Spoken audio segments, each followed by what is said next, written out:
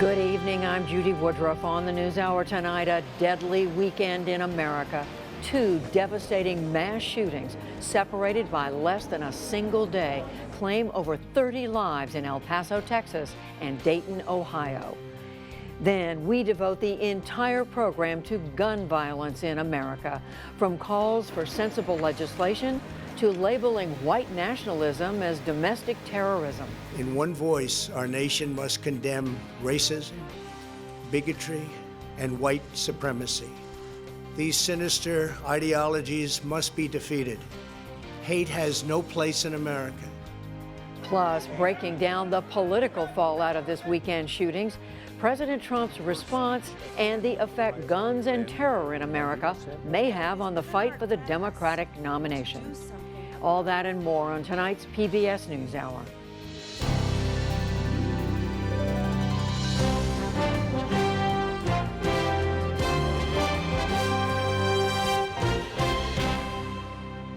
Guns, hate, and America. We devote tonight's program to where we are now and how we face this change, this tragic reality. Las Vegas, Orlando, Blacksburg, Newtown, Sutherland Springs, Parkland, all sites of mass murders. Oakland, Baltimore, Chicago, all places witness to gun violence this weekend. Sadly, there are many more to name, and we take this hour to examine why. We start in El Paso, where 22 people were killed. Our William Brangham is there. For many in El Paso, it's a time to show solidarity. Dozens and dozens of people lined up to donate blood. Local hospitals treating the victims put out the call, and the response has been tremendous. Frida Delgadillo is a college student at the University of Texas in El Paso. I'm here because I want to help my community in any way I can, and so many people have shown up that I wanted to be one of them as well. When I first heard that there was a shooting, I knew that I wasn't one of the people from El Paso. I knew that it was an outsider because our community would never do something like this. Our community is very loving. Saturday's massacre happened at a Walmart just 5 miles from the border, where American and Mexican families alike were shopping. Many were getting back to school supplies. Last night in downtown El Paso, hundreds gathered to grieve the victims. Chris Cummings is in local real estate and came with his wife and family.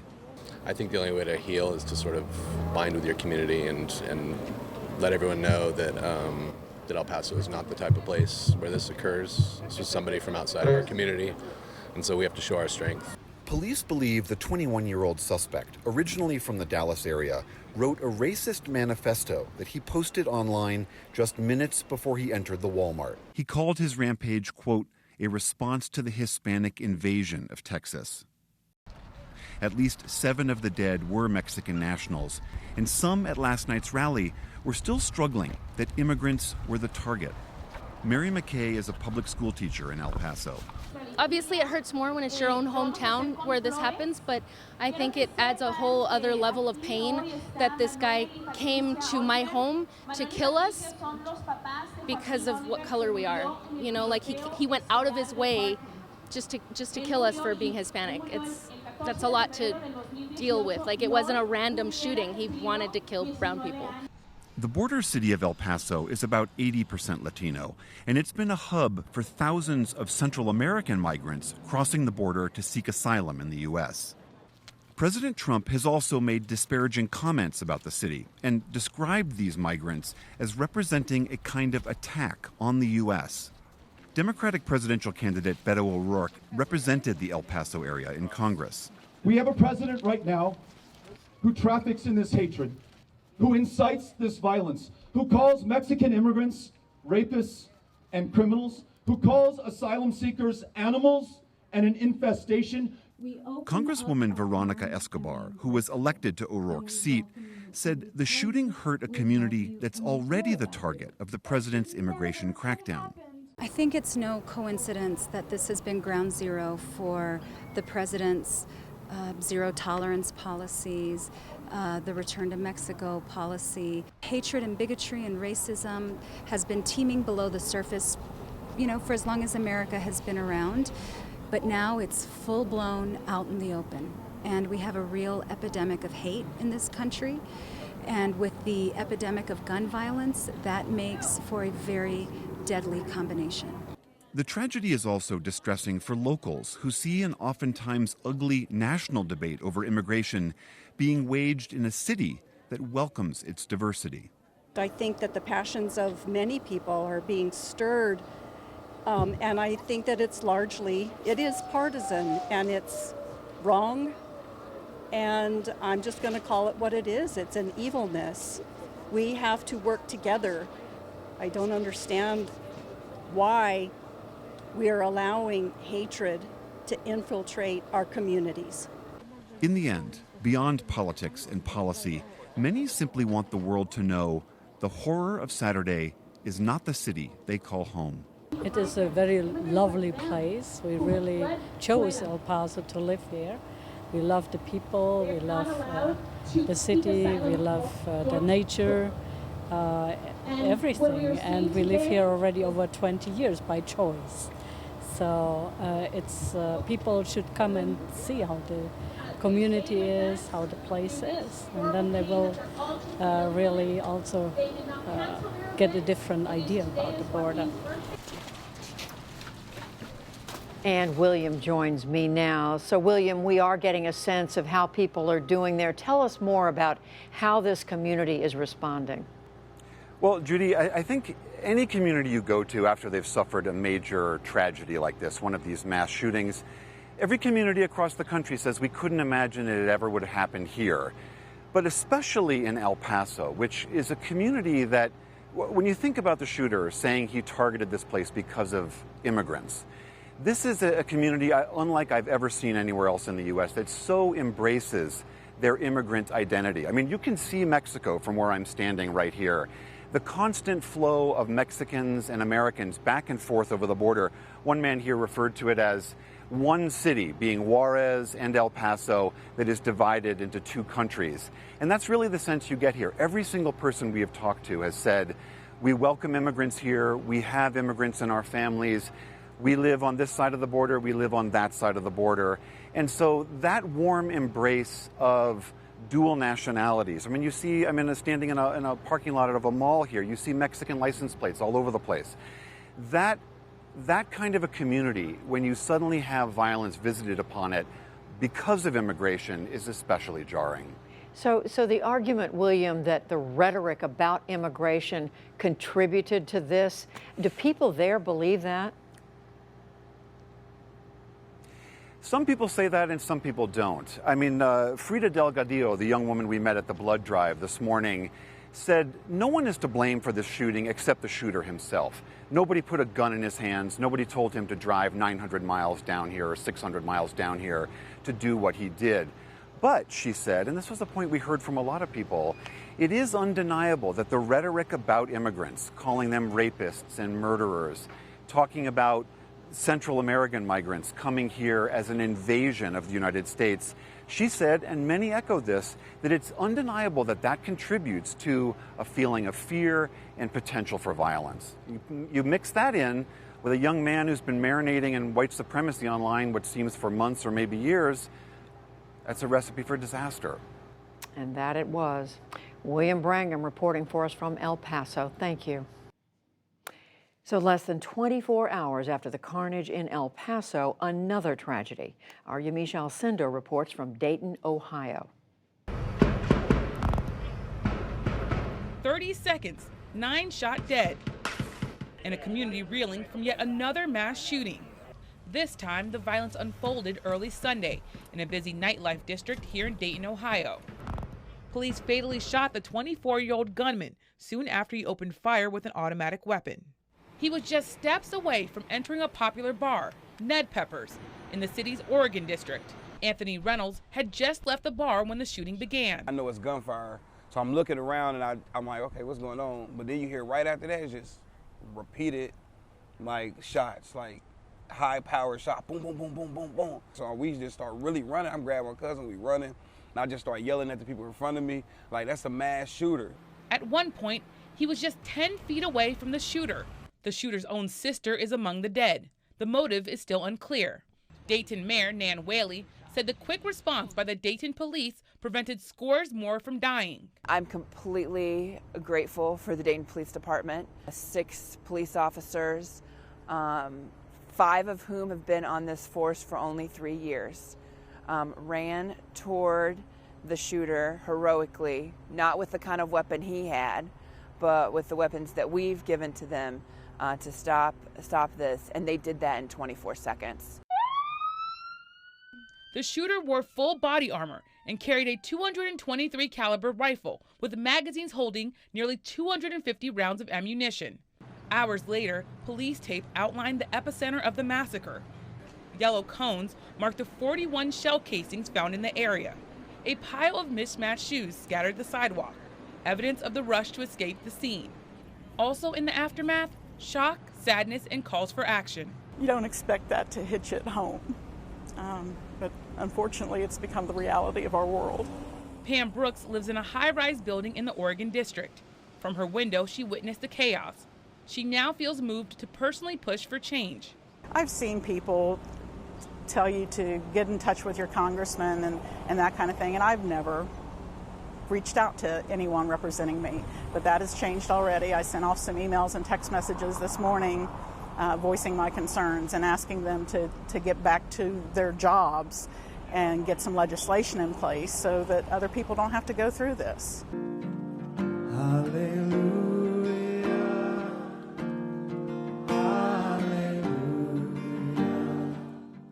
Sunday night, the community held a vigil near the scene of the shooting. Some, like Teresa Smith, were still in shock. I know love is greater. There's so much bad and evil and divide, and it doesn't have to be that way. All of these people are innocent people who just want to live and enjoy life, and it's like it's being cut down. Susie Lane heads the Dayton chapter of the pro-gun control group Moms Demand Action. She hopes the mass shootings will spur both Congress and Ohio legislators to act. Right now in Congress there is a universal background check law that the House has passed, and the Senate has not taken it up yet. That's a first step. We also need that cultural change where we understand that guns aren't the answer to our problems. I'm here representing all the people of the state of Ohio. Meanwhile, earlier at the vigil, do something! We're here tonight. The group shouted over Republican Governor Mike DeWine. They demanded he pursue gun control legislation immediately. After the vigil, DeWine told a Columbus Dispatch reporter that he is open to discussing gun control policies, like expanded background checks. That willingness to enact some reforms was shared by other Ohio Republicans. GOP Senator Rob Portman Sunday. There aren't enough laws, and in fact no law can correct some of the more fundamental cultural problems we face today as a country.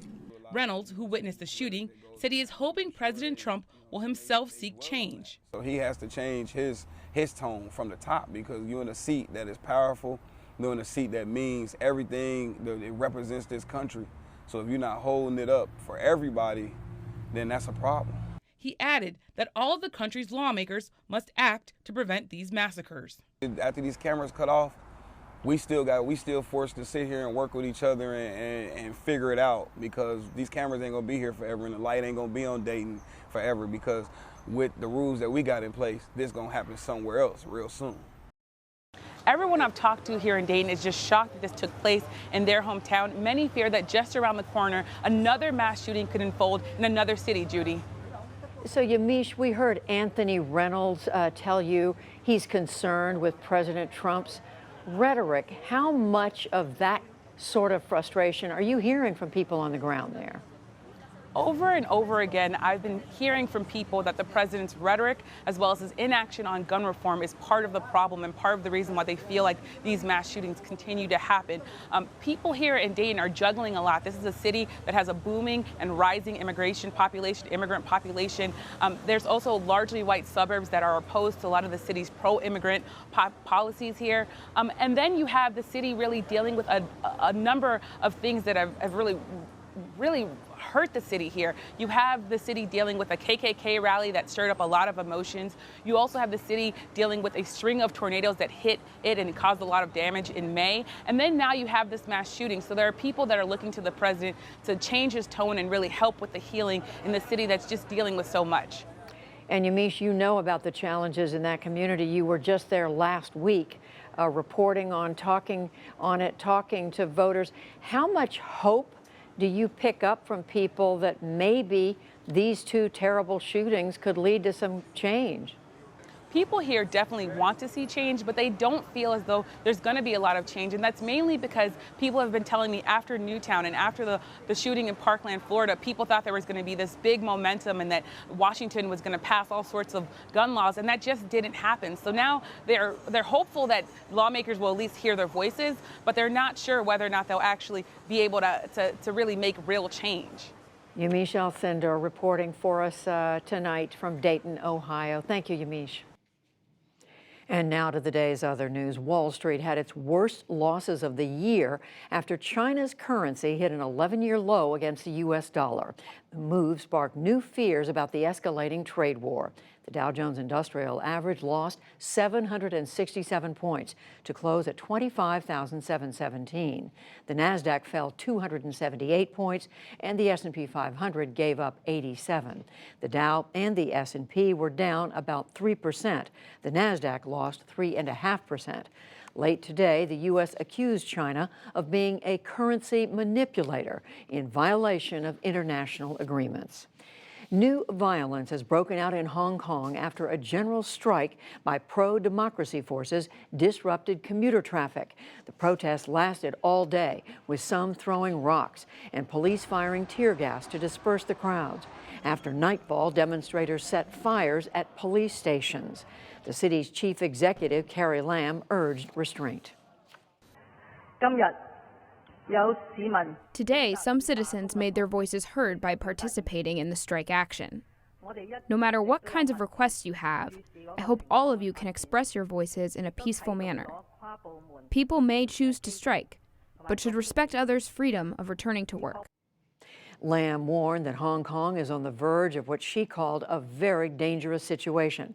Still, a top police official said there is no need to call in the Chinese military. The Hindu nationalist government of India touched off new turmoil in Kashmir today. Officials asked Parliament to end the Muslim-majority territory's right to make its own laws. The Indian-controlled part of Kashmir was put on security lockdown, and thousands of troops were deployed.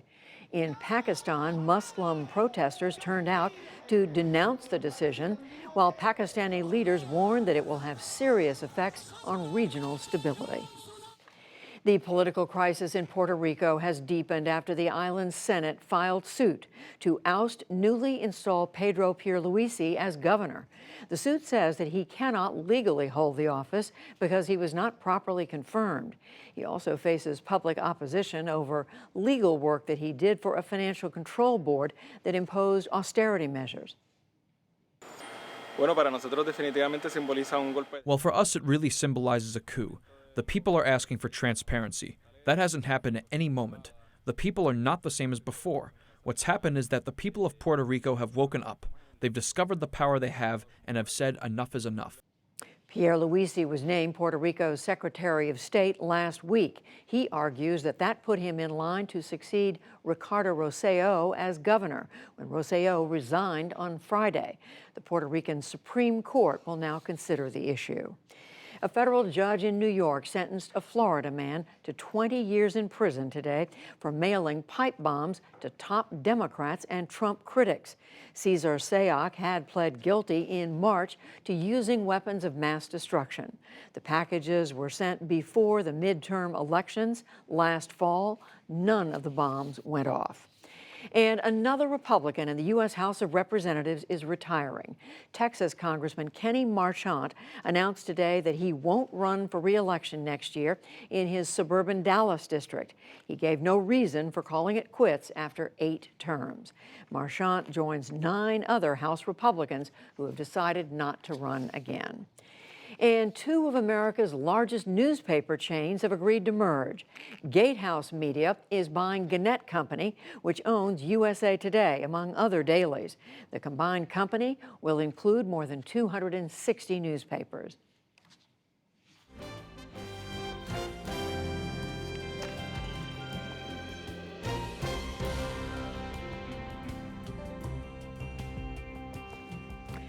Back now to our look at guns in America. Excluding El Paso and Dayton, just since yesterday, at least 88 people were shot and at least 28 people were killed by guns in 27 states. That's according to the Gun Violence Archive. In fact, we rarely report on these events: gang warfare, domestic violence, robbery, and that excludes suicide, the largest factor for gun deaths. Amna Nawaz reports that the number of guns in America, some 393 million of them, more than one per person, is greater than in any other country, and that even on days of relative calm, guns kill roughly 100 people in this country every day. That's right, Judy. And President Trump today condemned the shootings over the weekend and denounced white supremacy and racist hate, which he said fueled such violence. He also warned against, quote, the perils of the internet and social media, which he said helped to foment that hate. But he declined to call for tougher gun laws, instead pointing to the mental health of the killers. We must reform our mental health laws to better identify mentally disturbed individuals who may commit acts of violence, and make sure those people not only get treatment, but when necessary, involuntary confinement.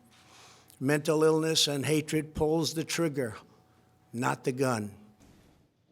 We look now at some of the questions that are again in the air. In particular, what, if anything, can or should be done to curb gun deaths in this country?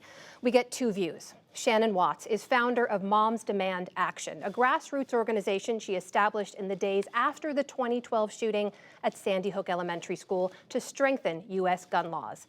And Larry Ward, he's Chief Marketing Officer with Gun Dynamics, it's a group that promotes gun rights and the gun industry. Welcome to you both. Thank you for making the time. Shannon, I'll start with you. I want to take a moment, and if you can, on a day like today, when many Americans are reeling from the events over the weekend, what is your message to them? What specifically are the changes you would like to see put into place? Well, we are specifically calling on Congress to come back from recess and to do their jobs. We're asking them to pass legislation that we've seen work in the states, a background check on every gun sale. 21 states now requires that, as well as red flag legislation. 17 states now have red flag laws, and they have been shown to be essential in interrupting gun suicide and gun homicide. And it is time for our Congress to do their job and to protect Americans instead of protecting gun manufacturers' profits. Larry Ward, tell me briefly, what was your reaction when you heard about the events this weekend? Oh, it was horrifying. I mean, look, at the end of the day, all gun violence is terrible.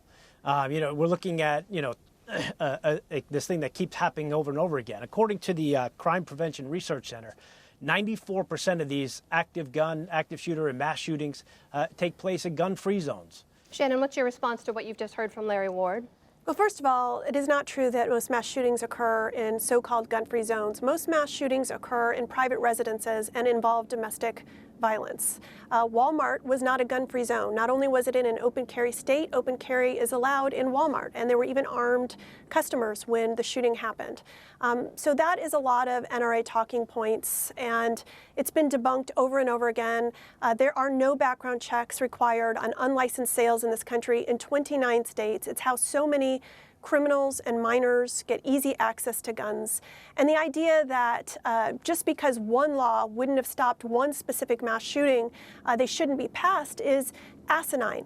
We don't say one law is going to fix all of gun violence. It's going to take several different laws to get passed, and we've seen them work in the states. We know that they would work at a federal level. Shannon, I do want to ask you about what the president has mentioned, what we've heard from people before about this issue of mental health, that we need to do more to address it as a country. It's true, there have been incidents in the past, right? The Sutherland Springs shooter, for example, had a serious mental health issue, and suicides actually comprise a large number of gun violence deaths in America. So what's your response to that argument?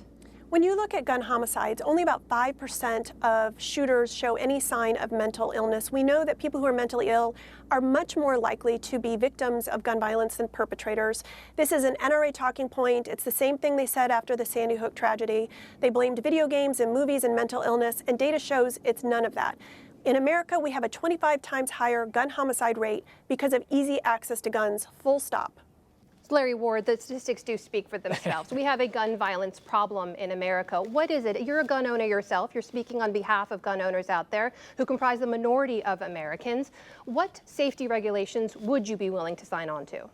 Well, like I said, if we're talking about safety, I'm talking about people safety. And the only way to stop somebody with murderous intent that goes into, a place to shoot, to run over, to drop a bomb, the only place to stop these people is to have people who are vigilant with their ability to defend themselves and the people around them, and to make sure that law-abiding citizens are armed so they can act. See, what happened in Dayton was there happened to be an armed police officer there. Of course, that whole area has most of those stores and restaurants and clubs were all gun-free zones. So that's why that place was chosen. But thank God there was an officer there. But let me ask you about that Dayton shooting, because at the same time, 9 people died in that shooting. Are you saying there was nothing that could have been done to prevent those 9 deaths?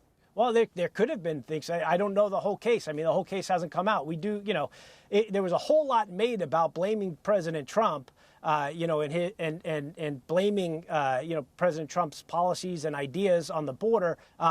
But so we don't know the motivations of that particular shooter. Would anything have stopped him? No, he could have rented a truck and driven it and run over a whole bunch of people. There's a lot of things that could have happened. But he didn't use a truck, Mr. Ward. I want to ask you about that. He used a gun. We know he didn't use a truck. I don't want to stick to what we know. As you mentioned, we do not know the motivation of the Dayton alleged shooter at this point. It is true in America right now. We have more guns in circulation than we do have Americans, and a large portion of that ownership is concentrated in a minority of Americans. So I'm trying to understand from you, and you seem to be saying that there's nothing you'd be willing to do. There's no additional safety regulations you'd be willing to agree on. Is that right? Well, look, if you come to us with what I consider an additional safety regulation, which is ending gun-free zones, which is, having more people. Look, everybody's ignoring the 47 shootings. What is the data you can show that shows that prevents death in America? Well, what data can you show that shows gun-free zones actually stop anybody from entering and shooting? Let me show you what data I can use. Let me show you what data we do have. Federal waiting periods, for example, can significantly lower gun violence in America. Background checks can significantly lower gun violence in America. Would either of those be amenable to you as proposed safety regulations? There are background checks. There are background checks all over in all of the states of the United States. There are background checks. There's due process to get guns out of hands of people with mental illness. There are, if you commit a crime, you can't have a gun in most states. There are gun control laws, very, very strict gun control laws in all the cities of America. And no one's talking about the 47 shootings in Chicago where they have very strict gun control laws.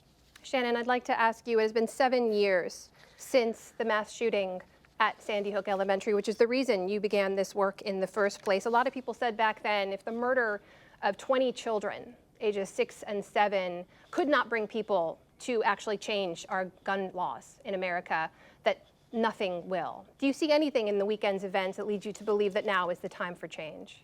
First of all, so much has happened since the shooting in Newtown, Connecticut. Moms Demand Action happened. We're the largest gun violence prevention organization in the country. We are larger than the NRA. We outspent them in the midterm elections, and we outmaneuvered them. We won in the midterm elections, and we're going to beat them again in 2020. But I also want to say that there are 400 million guns in the hands of civilians in America. If more guns and fewer gun laws made us safer, we would be the safest country in the world. In fact, we have the highest rate of gun violence of any developed nation. And the reason for that is because people like Larry, who work for the gun industry, are writing our nation's gun laws. And the only way we fix that is by every American getting off the sidelines and using their voices and their votes and demanding change. We will leave it there. Larry Ward and Shannon Watts, thank you very much for your time. now from the debate over gun safety to a resurgent threat here in the United States. That's domestic, homegrown terrorism motivated by racism, white supremacy, hatred of government, and immigrants. The president, whose own language has been frequently condemned for stoking that hate, spoke to these issues this morning. In one voice, our nation must condemn racism, bigotry, and white supremacy. These sinister ideologies must be defeated. Hate has no place in America. We have asked the FBI to identify all further resources they need to investigate and disrupt hate crimes and domestic terrorism, whatever they need. So how pervasive are these racist ideologies in the U.S. and beyond? What's the U.S. government doing or not doing to combat this threat here at home? We're joined by Kathleen Belew, a professor at the University of Chicago who's an expert on the history of white supremacists and author of Bring the War Home, The White Power Movement and Paramilitary America, and Seamus Hughes. He's the deputy director of the Program on Extremism at George Washington University. Welcome back to you both. Kathleen, I'd like to start with you. Address for me, if you can, the president's first remarks there, the bigotry, that white supremacy. What do we know about that threat? How do we know that has led to violence, and how's that changed over time in America? What we're seeing now in El Paso and elsewhere is not simply a single act of violence. We often think about these events as singular acts of horror, and it's hard not to think about it that way when it's in your community and in your home. I mean, the thing is that what we're looking at is generations old. It's organized. It's part of a social movement that's had a broad purchase across the United States in every region, across gender, across age, across class. And what we're seeing is really the fruition of decades of organizing. That movement came together after the Vietnam War. It brought together Klansmen, neo-Nazis, skinheads, and other activists into a coherent white power movement. And where we are now is responding to the fact that we've never had a coherent prosecution of this movement. We've never had a large-scale public response to this movement. And it's a very major problem for our nation. Kathleen, I want to clarify, when you say we're seeing the fruition of this decades-long movement, are you saying now that the threat is larger than it's ever been before? I think it is.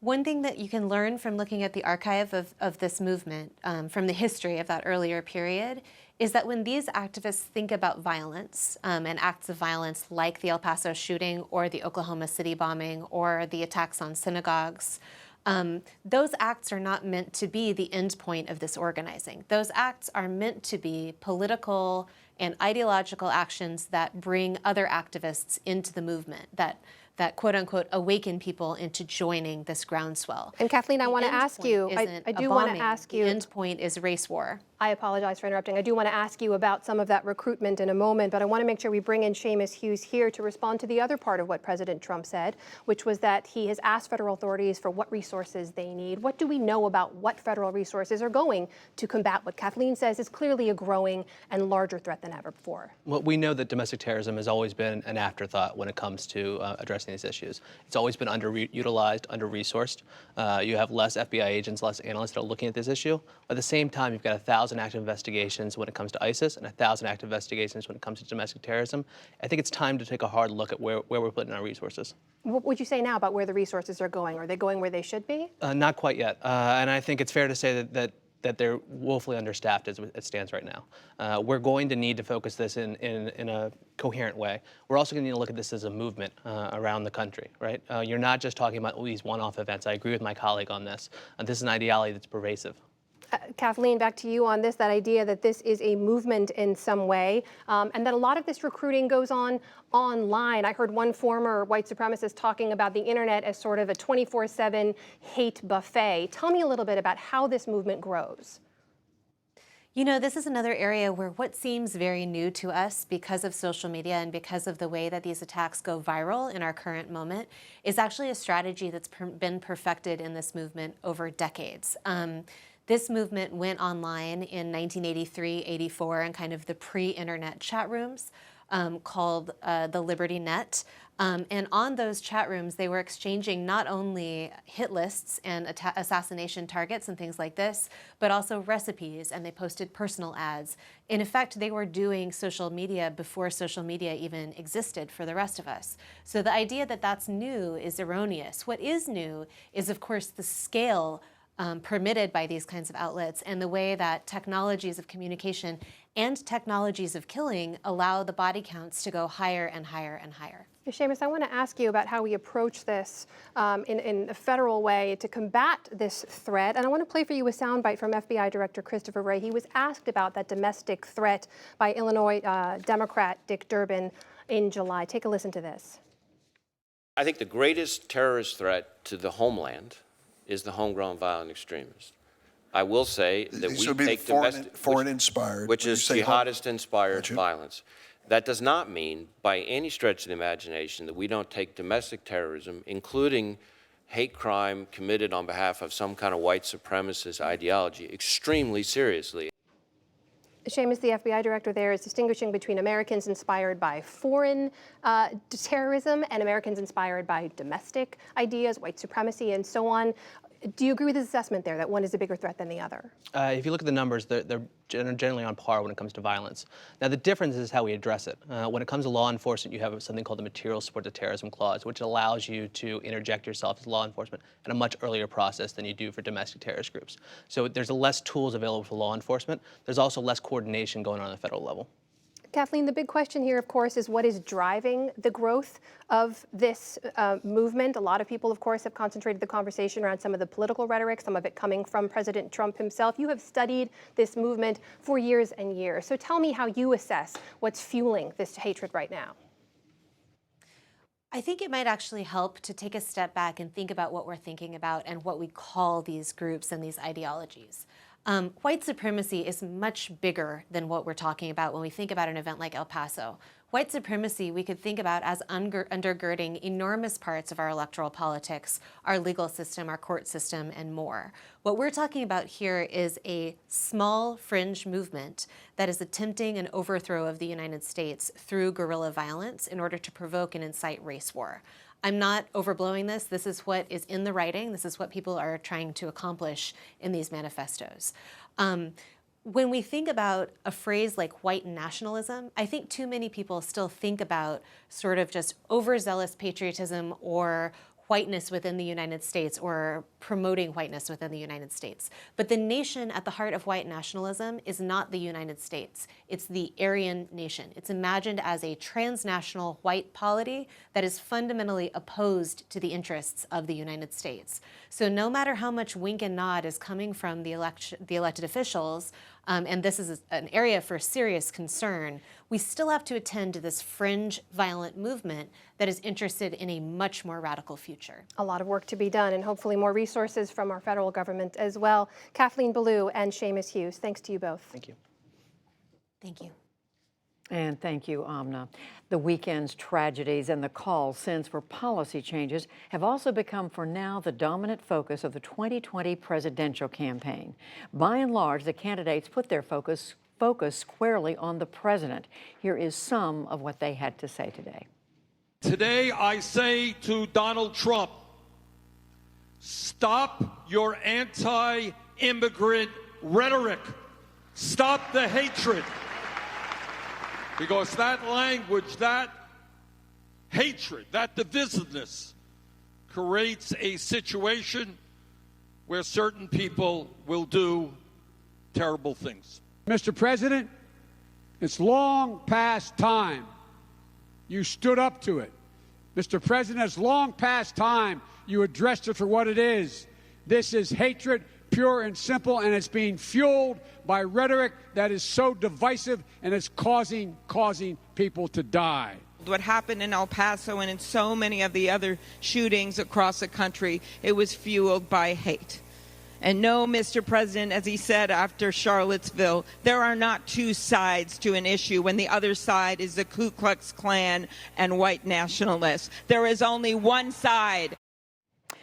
Dayton, Ohio is in the home state of another candidate for president, Representative Tim Ryan. Ryan has suspended his presidential campaign in the wake of this weekend's shootings. He's also been in Dayton since yesterday, and he joins me now. Congressman Ryan, thank you for being here. President Trump, we learned, is going to Dayton on Wednesday. Today, among other things, he said it's not mental illness and hate that pulled the trigger, it's the gun.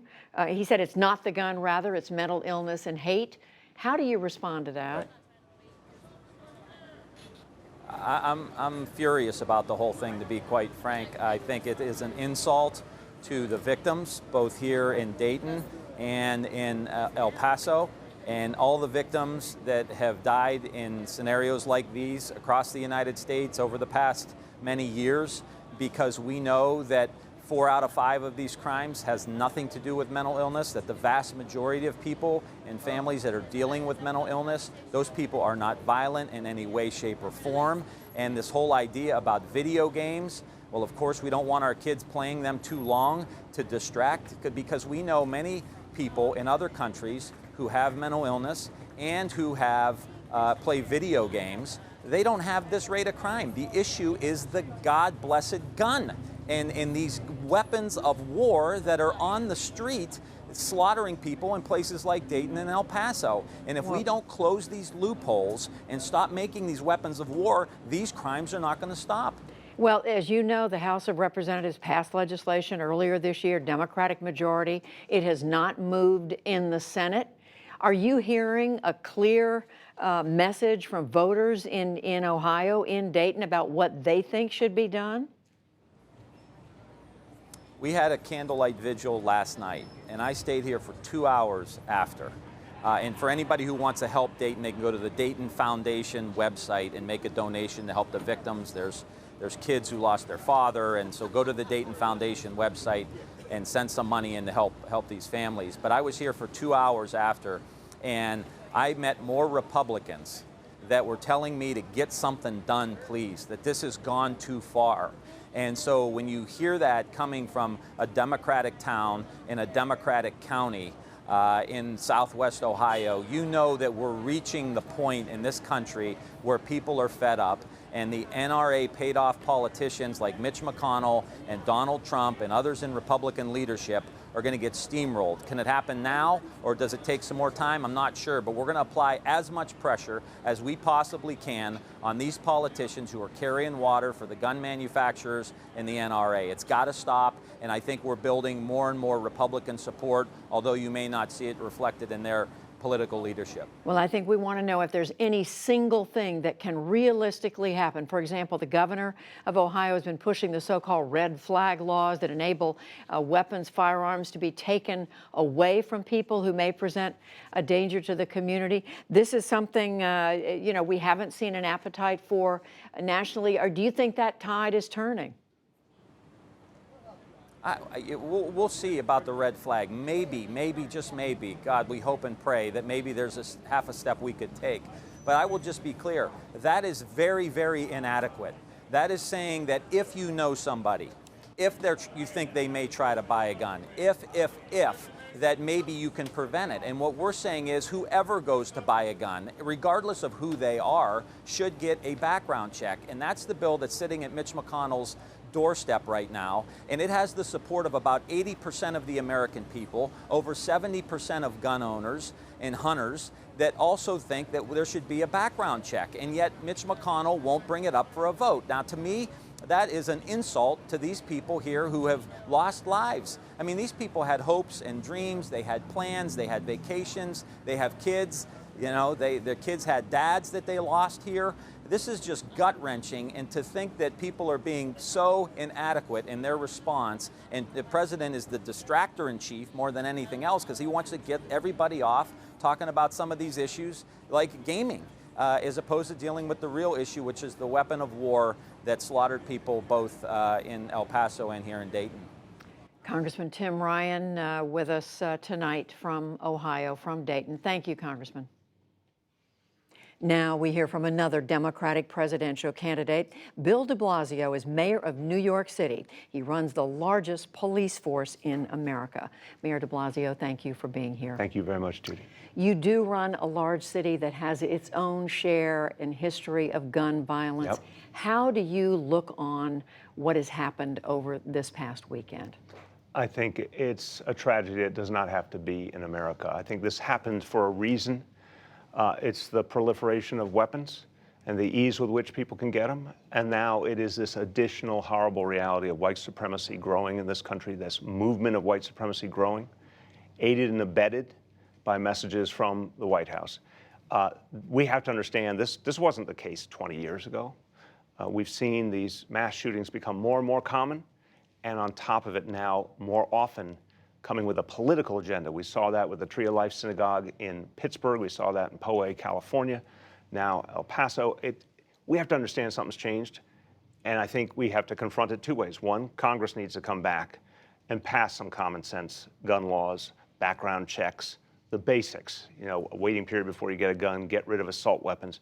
But second, we need leadership that's actually going to unify us and not tear us apart. You say background checks need to be tightened. Yep. Your city has some of the, and state of New Yep. York has some of the strictest gun laws in America, and yet you still have your share of violence. Critics say you go to the places with strict gun laws, they still have violence. Don't they have a point? I'm going to contest that, Judy, with this point. We are now New York City's safest big city in America. We had under 300 homicides for a city of 8.6 million people and the most diverse place on earth. People in one of the smallest, crammed together in one of the smallest geographies you could imagine for 8.6 million people. And yet we've created some more mutual respect. We've created a stronger social fabric, and our police are working more closely with communities. The result, gun violence continues to go down. Crime continues to go down. So I actually would argue we've got some proof that those strong gun safety laws correlate to reduced violence. You had in New York City, in the Brooklyn neighborhood of Brownsville, the weekend before this, a shooting and one person dead, 11 wounded. You waited several days before you called that a mass shooting. Yes. Why? Judy, I have since said I understand why people in the community wanted to make sure that somehow there was not a different value given to one of these tragedies in one kind of community versus another kind of community. What do you mean by that? Meaning, I think the fear in the Brownsville community, first of all, I went out there the next morning, and folks were first and foremost concerned that the whole community not be painted negatively because of the acts of a very few. We don't know all the facts yet, but they appeared to be members of a local gang. I didn't want to in any way add to the negative impression that people were worried about. On the other hand, some voices came forward and said, we don't want to be undervalued. We don't want that a shooting that affects black lives to be seen as less important than some of the other shootings, for example, on some of the college campuses. And I heard that point and I recognized, and I said, that's fair. I will refer to it as a mass shooting, even if the motive may have been different, even if the specifics may have been different. I understood why people thought that was important. Another issue in all of this, of course, New York City has been the site of the worst international terrorist event ever, 9/11. Yep. Do you think there's been too much emphasis placed on international terrorism and not enough on domestic? I think it's time to reassess because for years there was a valid concern about international terrorism, obviously after 9/11, but even when I first came into office, we were still seeing a lot more activity by terrorists directed at major locations in the West. Thank God that has been reduced in recent years for a variety of reasons. But what is coming up is this domestic terrorism. It's unmistakable. This is the threat we need to focus on more and more. Mayor Bill de Blasio of New York City, thank you. Thank you, Judy. And that brings us to Politics Monday. Amy Walter of the Cook Political Report and host of The Politics with Amy Walter on WNYC, and Tamara Keith from NPR. She also co-hosts the NPR Politics podcast. Hello to both of you on this time of serious reporting on the events of the weekend. Amy, as we've been discussing throughout this program, not a single serious gun control measure, significant gun control measure has passed in this country in 2 decades. Right. Why not? Well, let's look back at where we were in 1993 and 1994 when you had 2 major pieces of legislation passed, the Brady Bill and the assault weapons ban, and look at how the makeup of the Democratic and the Republican caucuses in Congress then. You had a lot of suburban Republicans who crossed party lines, supported a Democratic president in his quest to pass gun safety legislation. You had a lot of conservative Democrats from rural areas in the South who voted against it. And it was those coalitions that made something like that possible, a bipartisan coalition possible. Now, over these last 25 years, we've seen a major realignment in this country politically.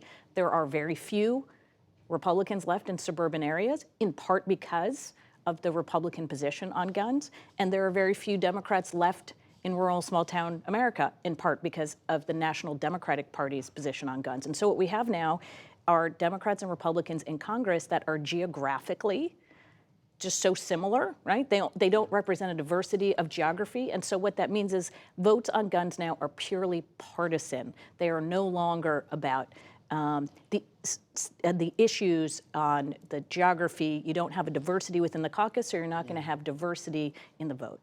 What would you add to that, Tam? I would add that that's pretty remarkable, given that this PBS NewsHour Marist poll that we had just got back fairly recently found overwhelming support again for something like background we can show checks. those percentages right here. Yeah, it is, you've got 96% of Democrats, 84% of Republicans, 89% of independents. That is, I don't think that many people support apple pie.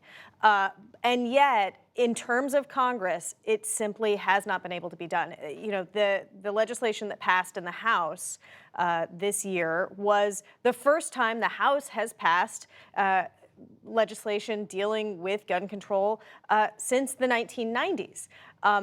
In the Senate, in 2013, there was this effort, the last serious bipartisan effort between with Manchin and Toomey, a Republican senator and Democratic senator, and that was after Sandy Hook. It's the closest that they've come, and it couldn't overcome a filibuster. Toomey, Senator Toomey, the Republican from Pennsylvania, has said he wants to try to revive this and bring that back, and yet he doesn't actually want the Senate to come back into session right away because he doesn't think it has the votes. Yeah, go ahead. Could this be the impetus, Amy, to change in some way what the status quo is? Well, you had the president today saying we need bipartisan, we need unity. The ship has sailed on that. He is calling for unity, and yet that's not what he practices from his bully pulpit. That has not been his administration at all. So you can't now, 2 years in, after running as an incredibly divisive administration and the rhetoric that has come from the White House, to say, well, now we're going to come together and change this. The thing, too, about this bipartisan bill that passed the House, so it had 8 Republicans that supported it, 2 Democrats who voted against it. Again, back in 1994, when they passed the assault weapons ban, 38 Republicans supported it, 77 Democrats opposed it. That is going back to this idea that we have just sorted ourselves, and now this polarizing, it's as much about the messenger as the message. Everyone agrees in that poll that we should do something about it, but they don't trust the other party to do it. But we are reading and hearing, Tam, about some problems in the gun lobby. The NRA has had a lot of internal issues. Is there, in any sense, a weakening on the side of gun rights and a strengthening on the side of gun control? Or are we looking at things just staying this way in perpetuity? Well, the NRA has had very public challenges. They didn't spend as much money in the midterms as they have before. And yet, it isn't about the money. It is about the sway that they have in people's districts. And not yet have we seen a genuine erosion of that. And the other thing is, the NRA is only one group. And there are a number of other gun rights groups who sort of pick up the mantle. And just quickly, Amy, among the Democrats, pretty much unanimity for the most part. They want gun control. Are we likely to, so are we just assuming this isn't going to be an issue? Among Democrats, Among Democrats. Among Democrats. And it wasn't that long ago, Judy, you remember the 2000 election, and there were a lot of Democrats who said the reason that Al Gore lost in places like his home state of Tennessee because of the Clinton administration taking a harder line on guns. And so Democrats are still, they've made a lot of movement on this issue in the last 20 years to get to this place where they're totally unified in support for more gun regulation. Amy Walter, Tamara Keith, thank you both. You're welcome. And that is the NewsHour for tonight. Thank you for joining us. I'm Judy Woodruff. Join us online and again here tomorrow evening. From all of us at the PBS NewsHour, thank you, and we'll see you soon.